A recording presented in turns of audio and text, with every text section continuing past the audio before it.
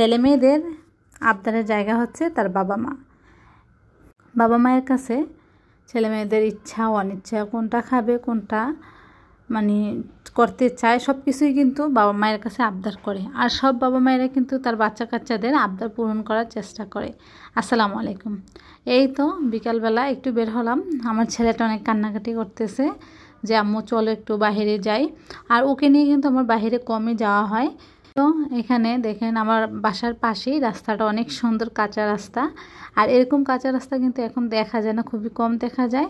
তবে আমার কাছে সত্যি কথা পাকা রাস্তা থেকে এরকম কাঁচা রাস্তায় ভালো লাগে।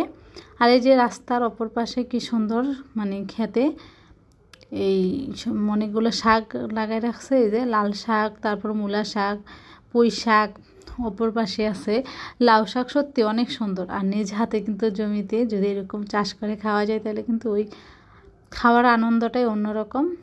তো বিকালবেলা একটু ঘোরাঘুরি করে তারপর সন্ধ্যার দিকে একটু দোকানে চলে গেলাম আমার লাইব্রেরিতে, যে ওর জন্য সিলেট আর চক নিয়ে আসবো। কারণ ও যেহেতু মাশাআল্লাহ একটু একটু বড় হচ্ছে, তো ভাবলাম যে এখন ওকে হাতে ধরে কিন্তু শিখাতে হবে লেখা। তো ভাবলাম যে চক আর সিলেট নিয়ে আসি, কারণ পেন্সিল আর খাতা দিলে কিন্তু এখন অনেক অপচয় হবে, যেহেতু ও লিখতে পারে না। তারপর আমি বাসা মাঝে মধ্যে ওদের আপুর খাতা দেই। তো ভাবলাম যে চক আর সিলেটে নিয়ে যাই, ভালো হবে। তো এই তো আসার সময় ও বলতে সামু পিৎজা খাবো, তো ওখান থেকে ওর জন্য পিৎজা আর রোল নিছি। তো আসলে বাচ্চারা কিন্তু বাবা মায়ের কাছে আবদার করে। আর যখন সন্তানরা কোনো কিছু আবদার করে তার বাবা মায়ের কাছে, ওই আবদারগুলো যদি পূরণ না করতে পারে ওই কষ্টটা কিন্তু একমাত্র তার বাবা মাই বোঝে। আর এখানে যে আমার রোলটা একদম ভেঙে যাচ্ছে, কারণ এখানে আমার এই যে রোলটা ভালো লাগে নাই, কারণ আমি ভাবছি হয়তো এটা গরম হবে, কিন্তু এটা বাসি মনে হয়। তো এটা একদম শক্ত ছিল। তো বাসায় এনে দেখছি, কারণ যেহেতু ওখানে কারেন্টটা চলে গেছে। আর পিৎজাটা তবে ভালোই ছিল টাকা অনুযায়ী, পিৎজাটা খেতেও খুব ভালো লাগছে। আর এখানে আমার ছেলেটা অনেক খুশি, কারণ গতকালকে রাত্রে ওর বাবা নিয়ে আসছিল পিৎজা। ও মাশাআল্লাহ দেখলাম ও একটা পছন্দ করছে। আর মাঝে মধ্যে বাসায় নিয়ে আসা হয়। আর আমার বাসায় বেশি পিৎজাটাই পছন্দ করে বাচ্চারা, তো বেশিরভাগ পিৎজাই নিয়ে আসা হয়।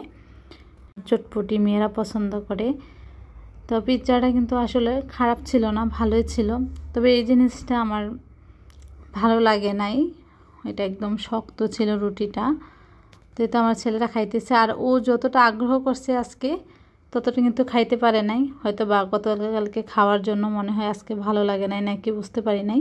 এই তো এখন আমরা সবাই মিলে খেয়ে নিতেছি। আর এখন আমার ছেলেটা বলতেছে আম্মু আমি আর এটা খাবো না, আমাকে খাইতে বলতেছে। তো এই তো খাওয়া দাওয়া শেষ করে ভাবলাম যেহেতু আজকে প্রথম আনছি, আর ছেলেকে একটু হাতে ঘুরাই। আর দেখেন এখানে ছোটোবেলা কিন্তু আমরা এরকম চক দিয়ে লিখতাম। তবে আজকে বক্স খুলে দেখি এখানে দুইটা কালার ছিল। তবে এটা কি কাপড় কাটার জন্য হয়তো বা দিছে নাকি আমি জানি না। তবে এখানে এই তিনটা কালারের মানে দুইটা কালারিং চক ছিল। আর এখানে আমার ছেলেটাকে একটু হাতে ঘুরাইতেছিলাম, দেখি ও আগ্রহ কেমন। কিন্তু ও বলতেছে না, ও আমাকে দিতেছে না। আমি অনেক জোর করে ওর হাতটা ঘুরাইতেছি, বলতেছে আম্মু তুমি ছাড়ো আমি লিখবো।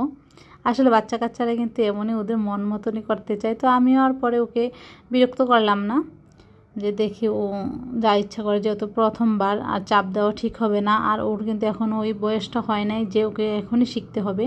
তো আজকে কথা বলতে বলতে এখানেই শেষ করতেছি। সবাই ভালো থাকবেন, সুস্থ থাকবেন। দেখা হবে নেক্সট কোনো ভিডিওতে।